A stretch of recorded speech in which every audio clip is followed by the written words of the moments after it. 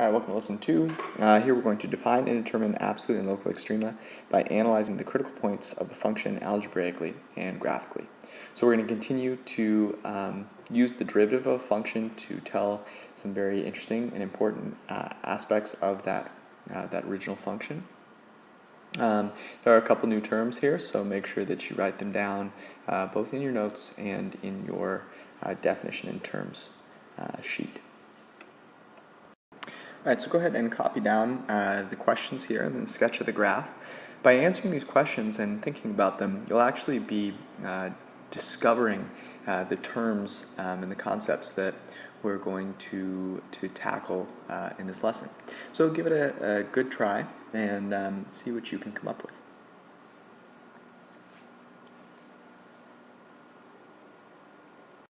Alright.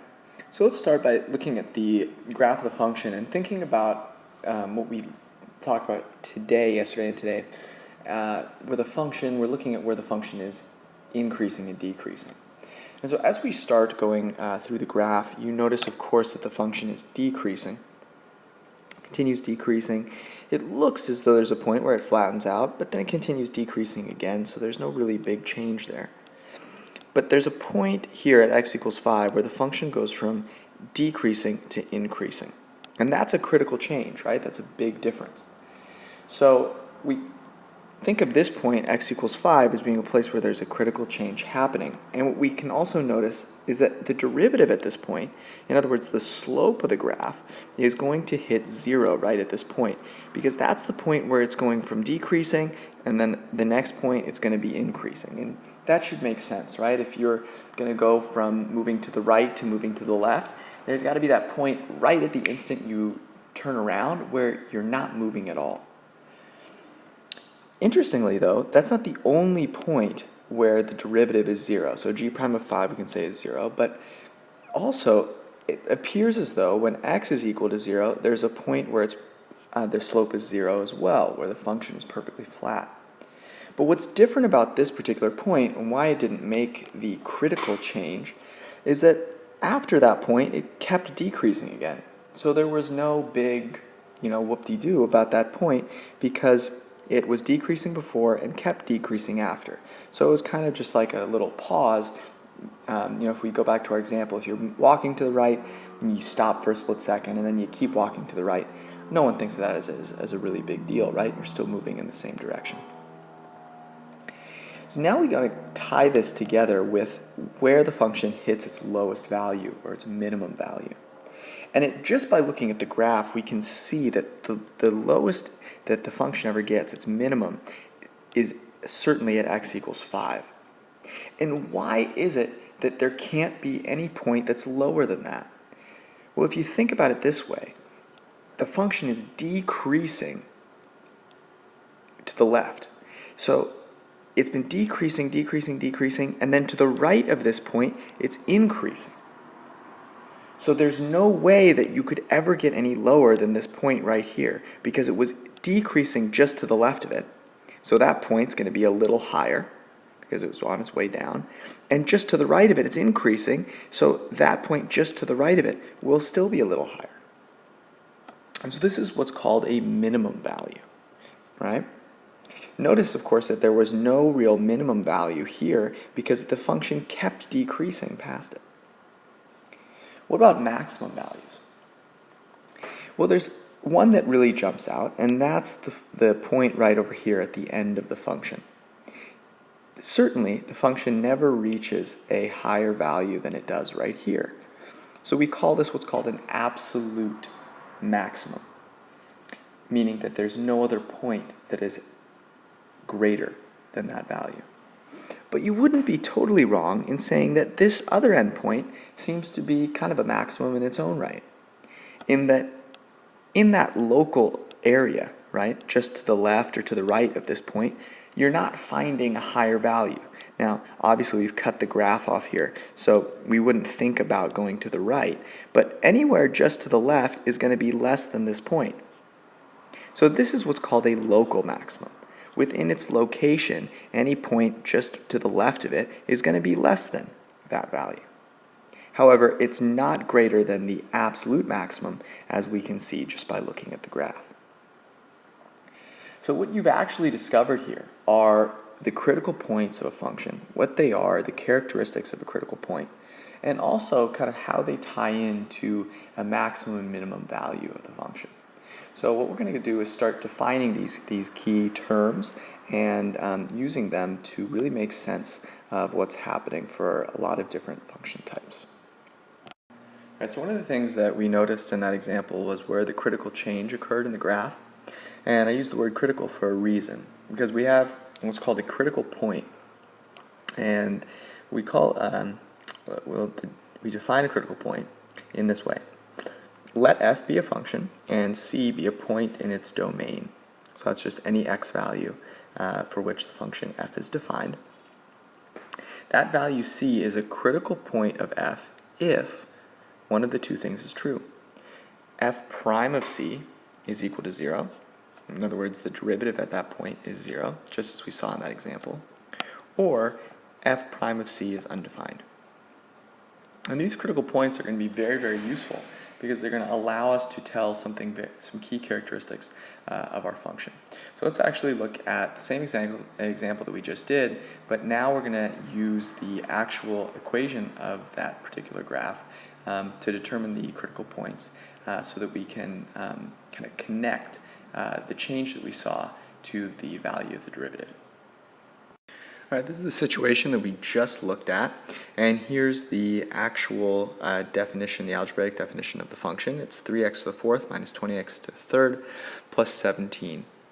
So let's find the critical points of this function algebraically now and connect them to the observations that we made in the discovery problem. Go ahead and try this on your own first. You're fully capable. Actually, this is probably an easier version of many types of questions you've already done. And then we will discuss together.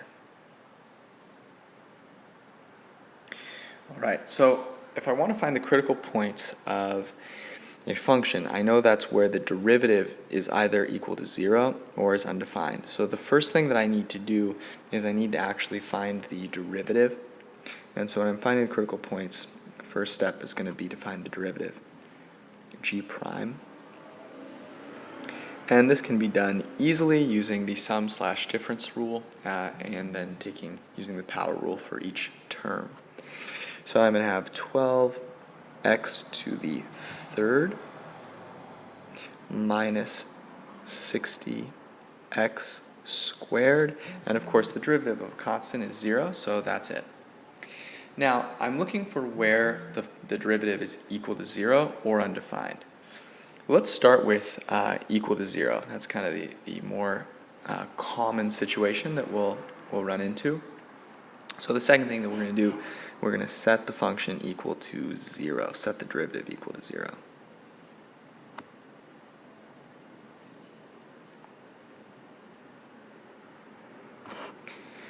So I have 12x cubed minus 60x squared equals 0.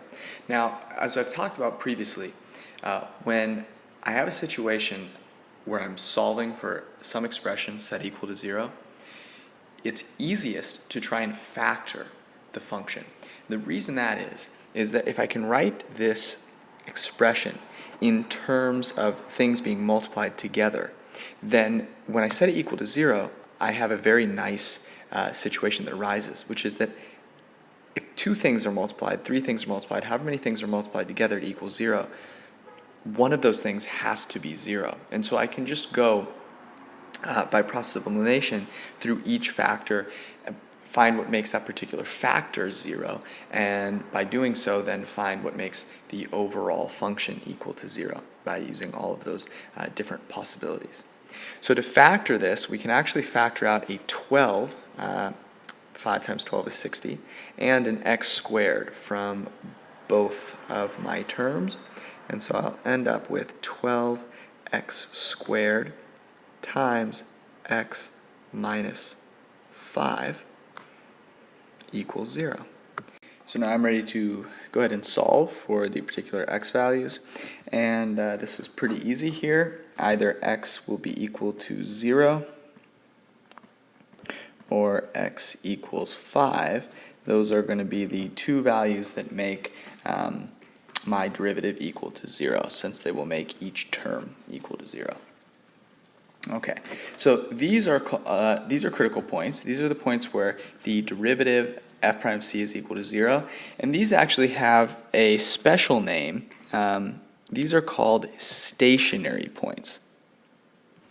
So any point where the derivative is equal to 0, this is known as a stationary point, and it's important to know because sometimes you will be asked for the stationary points. And this should make sense. Why they call it a stationary point? Well, if the derivative is 0, and you can often interpret the derivative as it's the instantaneous rate of change, right? So if your instantaneous rate of change is 0, now, well, you're considered stationary. So these are not just critical points, but also stationary points.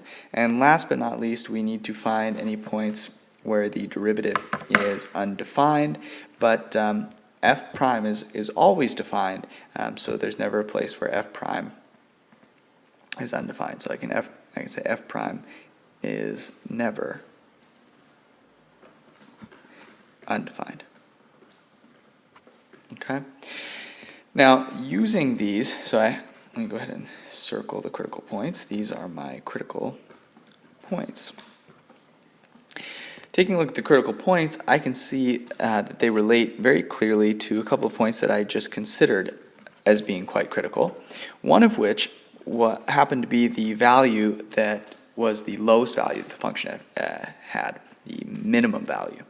And the way that I knew it was the minimum value is because it was decreasing to the left and then started increasing to the right. And so at that particular point, it had to be a minimum value. But notice over here that this wasn't really that special, because even though the derivative was 0, it was decreasing to the left and continued decreasing to the right. So it didn't really hold nearly as much significance.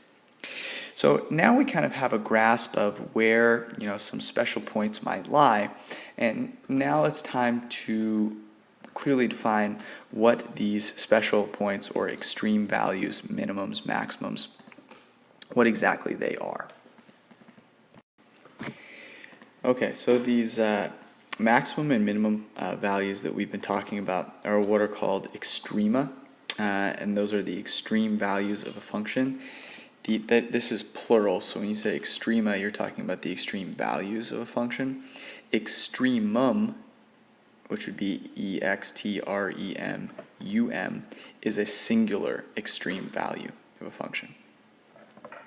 And so we've talked about two kinds. We talked about the kind of the overall maximum or minimum, the point that is greater or less than every other point on the function. And this is what's called an absolute or a global extrema.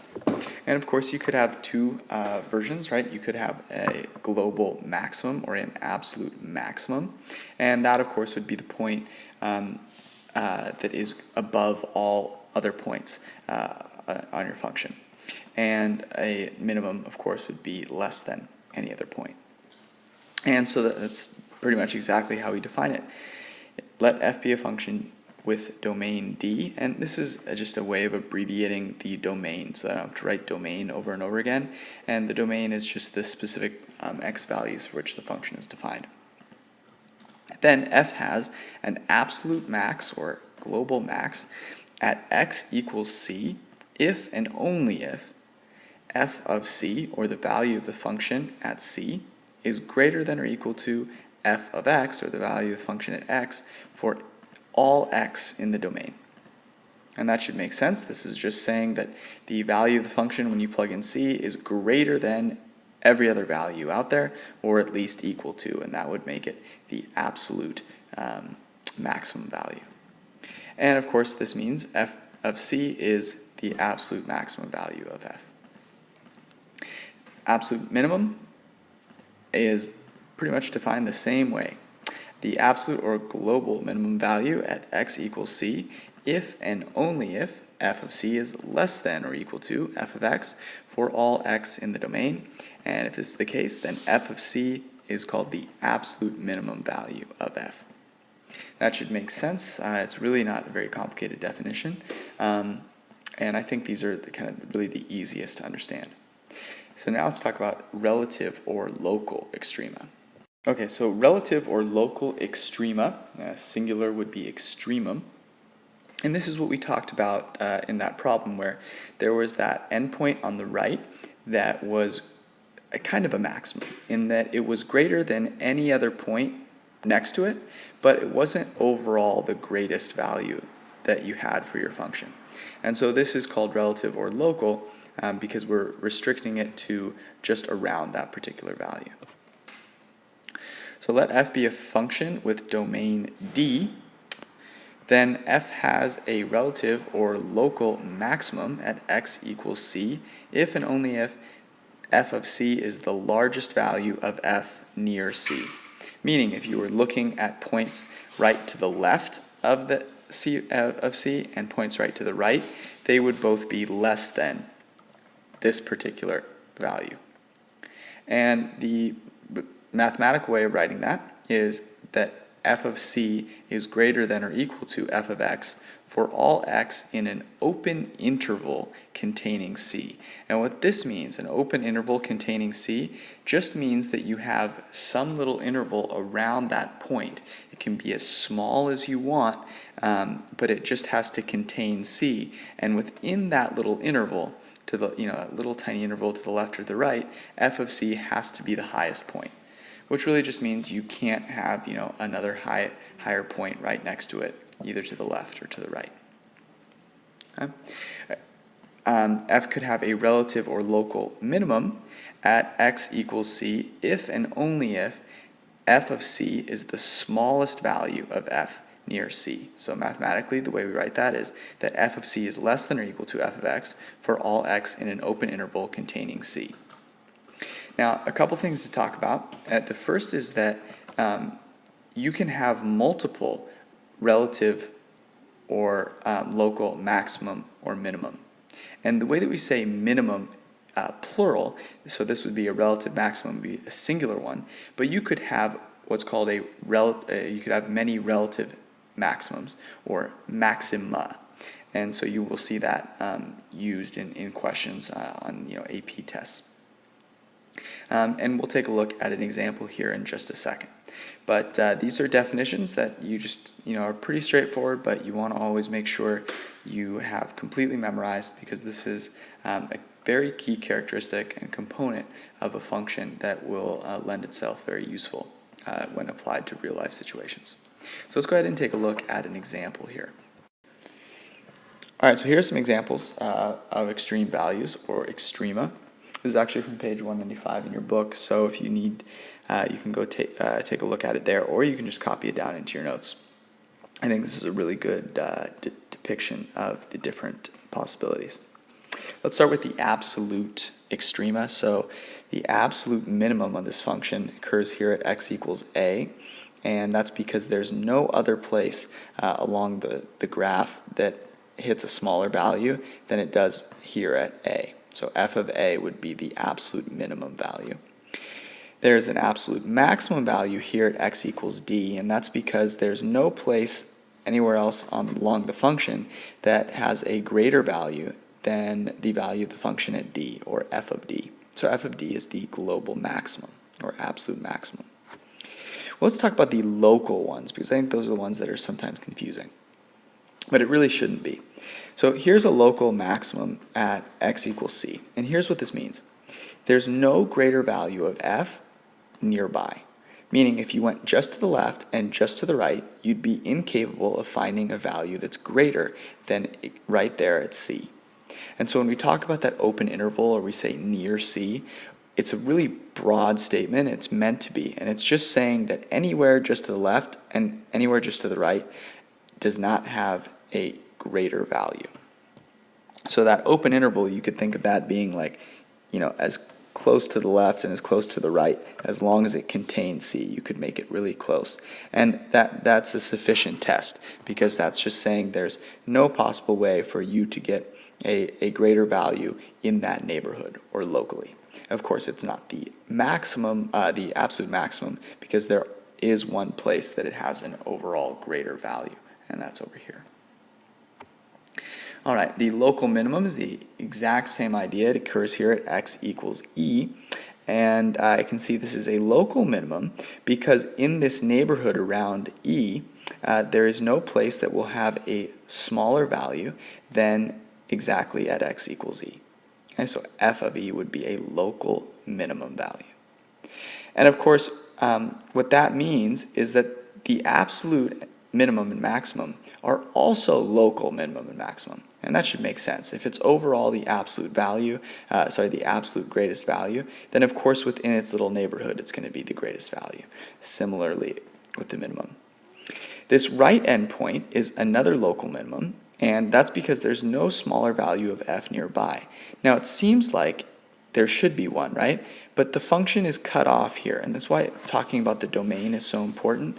Here the function is only defined from a to b, and so this right endpoint is actually a local minimum because you can't go anywhere to the right, and so anywhere to the left is going to have a greater value, so this is going to be a local minimum at x equals b. All right, so now that we've gotten all these definitions and we have these things called extrema to go find, we want to pinpoint and break down how we're going to go about finding them. So if you actually look at these particular values here, you might notice some characteristics that they have. Thinking back to critical points, you'll notice that each of these extrema are occurring at one of 2 points. So either they're at an endpoint, or if they're not at an endpoint, then the point that they occur at is at a critical point. Notice here, x equals c is a critical point because the derivative at this point is equal to 0. Same thing here. At d, notice that this is actually a cusp point. It's a non-differentiable point because the derivative doesn't exist, right? The derivative from the left, you can really see that here. The derivative from the left and the derivative from the right are not equal. And so this is where the derivative is undefined. But remember, that's also a critical point. And that's where this absolute maximum occurs. And so this is actually a very simple and useful fact that the extrema of a function are going to occur either at a critical point or at an endpoint. So when we're looking to find the extrema, all we have to consider are the endpoints and the critical points. So the first theorem, I just call it the finding extrema theorem. The extrema of a function occur either at the critical points or at the endpoints. And that really sums it up. We just have to look and consider either the critical points or the endpoints of the function when we're looking for local or absolute extrema. The next is the extreme value theorem, which is actually a pretty famous theorem.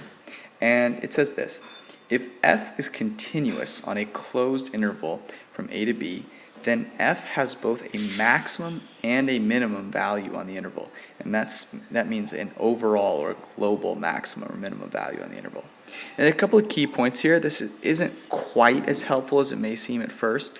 First, f has to be continuous on this interval, and it has to be a closed interval.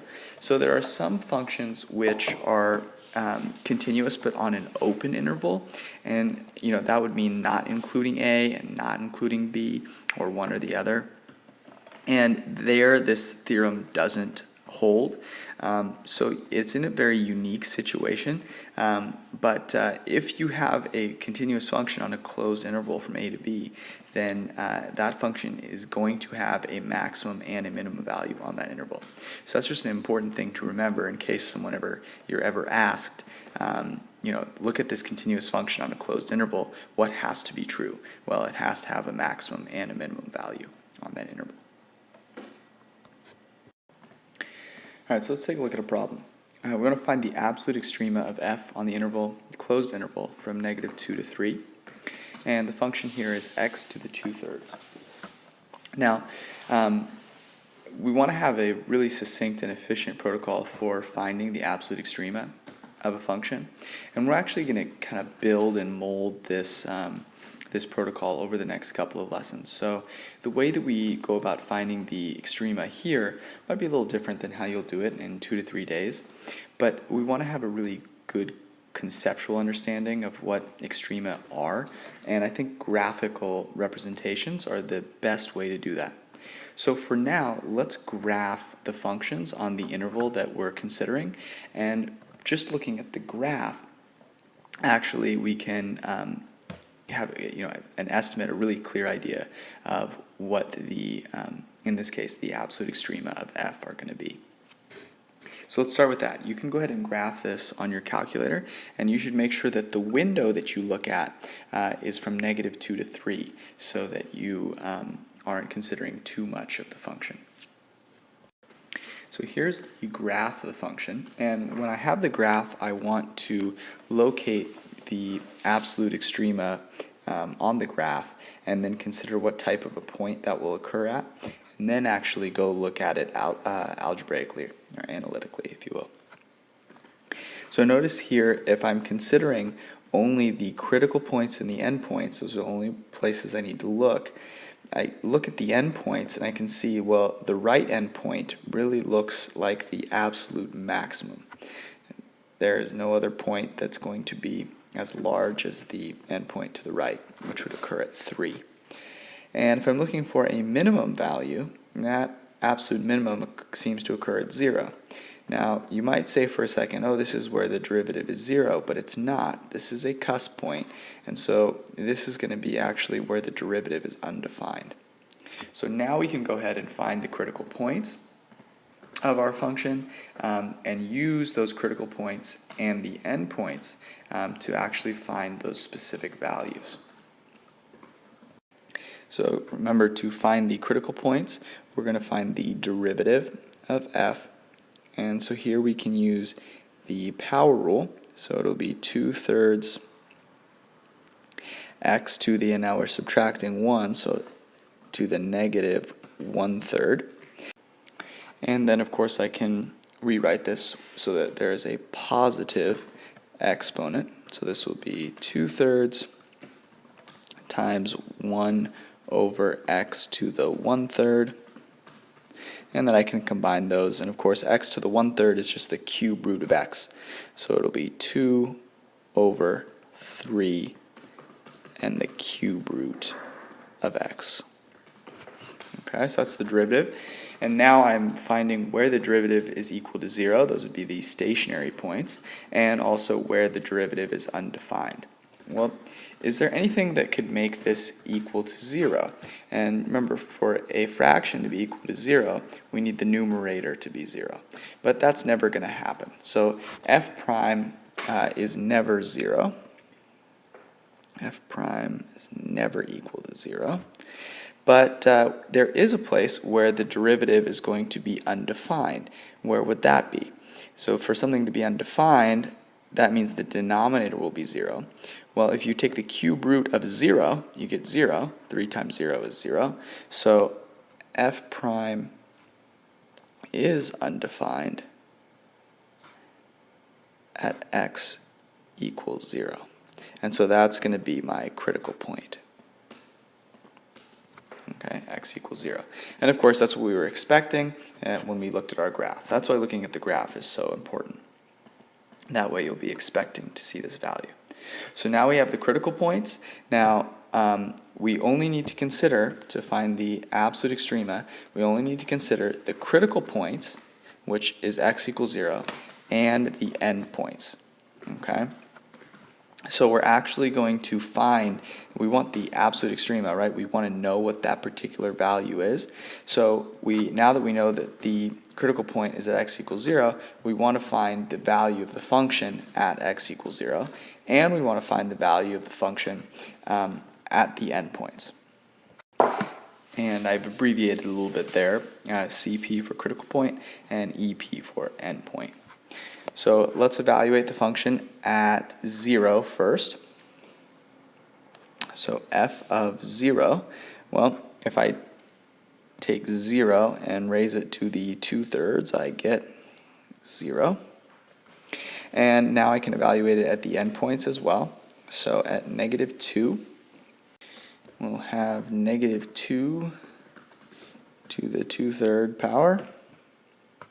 Using my calculator, I get that that is going to be approximately 1.5.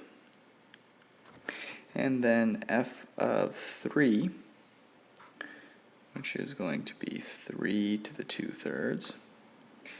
And remember, raising something to the 2/3 power, you can split up this exponent, so you could make it 3 squared times times the 1/3 to the 1/3 power. 3 squared is 9, and so you'll have 9 to the 1/3 power, or the cube root of 9. Of course, you can use your calculator as well, and you get approximately 2.08.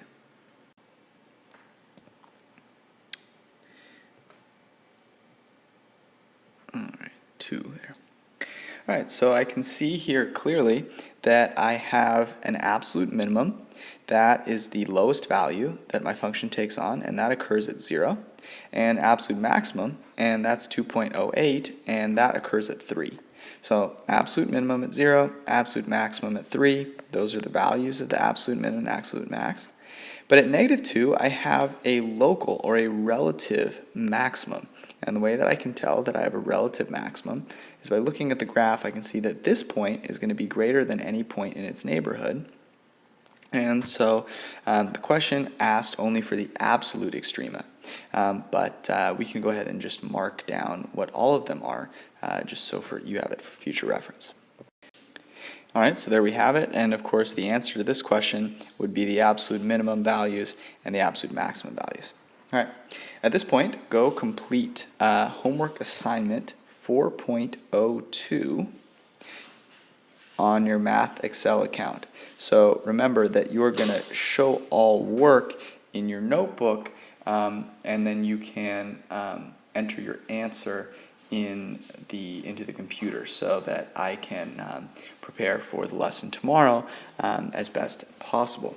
All right. Also, make sure you take advantage of the tools there to get some tips or some help. You can also look at the textbook right there on the screen. So take advantage of all of that.